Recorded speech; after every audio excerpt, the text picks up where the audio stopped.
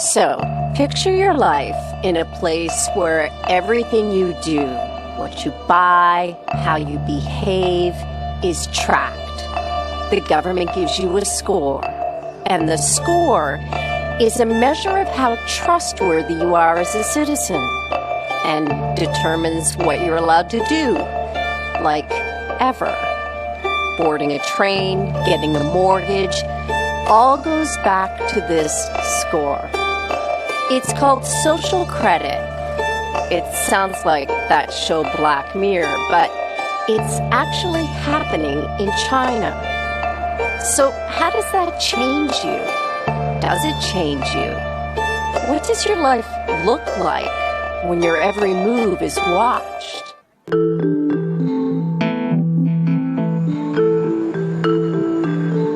The system's eyes are in big data, artificial intelligence, and roughly 200 million surveillance cameras.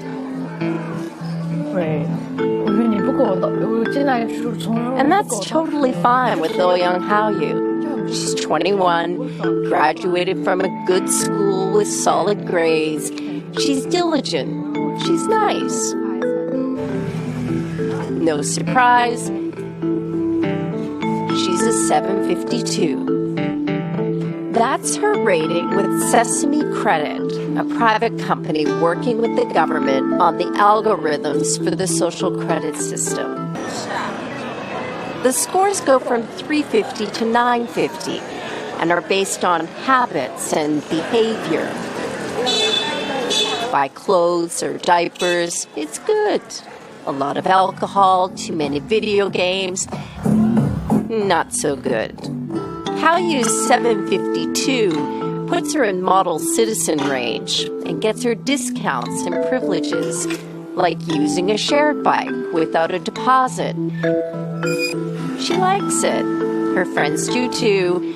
They all have pretty high scores. It's a mechanism like pushes you to become a better citizen, to build on the trust, especially on the Chinese market. Because you're not going to be punished if you haven't done anything wrong. I think that's the point. I think the system is working as a warning or an alert to push people to do it, to be a good person. And it's mandatory. When it goes national, social credit scores will be assigned to every one of China's citizens for life. And what's weird is that so many people seem okay with it. It's complicated, but China went from extreme poverty to economic giant pretty quickly. A credit history system didn't grow at the same pace, so people would default on loans and get away with it.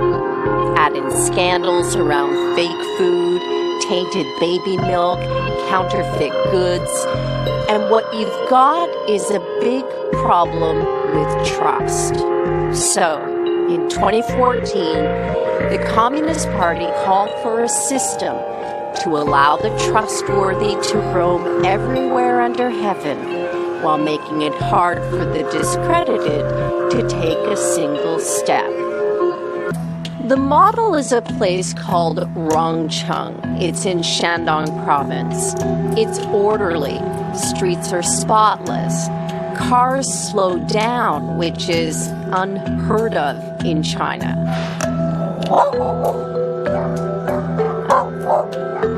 Words like honesty and credibility appear on propaganda posters. Display cases show pictures of Rongcheng's most honored citizens. You start with 1,000 points, and you can print out your report anytime. You lose points for things like jaywalking, littering, tossing cigarette butts, or spreading rumors. Cameras do a lot of the surveillance work, but it's pretty analog too, like posters that list the ways you can gain or lose points.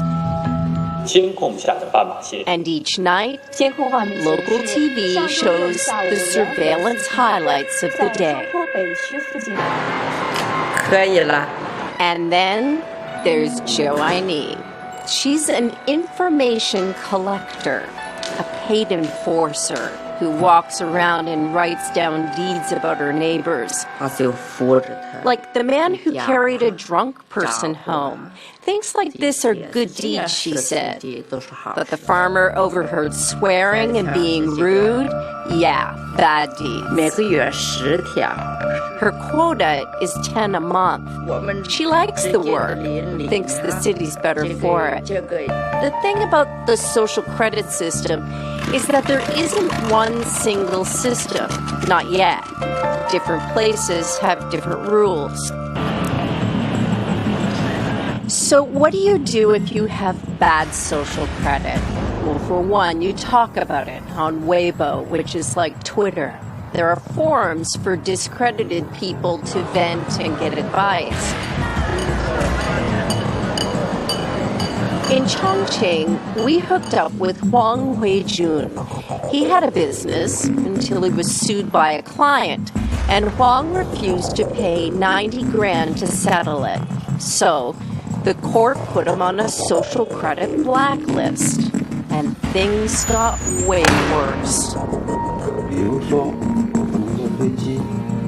He explains that being blacklisted means he can't buy airplane or train tickets. When he tries, a message pops up saying he's discredited. By the end of last year, blacklisted people were blocked from booking 23 million flights and 5 million high-speed train trips. And the list goes on. Being discredited makes it hard to get a job, a loan, a hotel room, or put kids in certain schools. Then there's the public shaming. Photo galleries of blacklisted citizens. There's even an app that shows who around you is in debt. In China, being monitored is nothing new, but algorithmic surveillance makes it possible to collect data to build detailed profiles of people, especially the ones not loyal to the government. Of all the video surveillance cameras on the planet right now, nearly half of them are in China. Are people bothered by privacy concerns? So we think the lot of camera keep the safety is really good things. A lot of people, we can accept it. And cameras are getting smarter. So the information that comes up from my image identifies that I'm female, middle-aged, talks about whether I'm wearing glasses, the shape of my face. AI is taking them next level. They can do more than just see. They actually understand who they're seeing. So, at what point can the technology know too much? Does it already? Most time, people don't care about it. But if the technology learns too much, for example, cross the red line, it's not very good. How far off are we from needing to draw those red lines? It's very hard to say. I think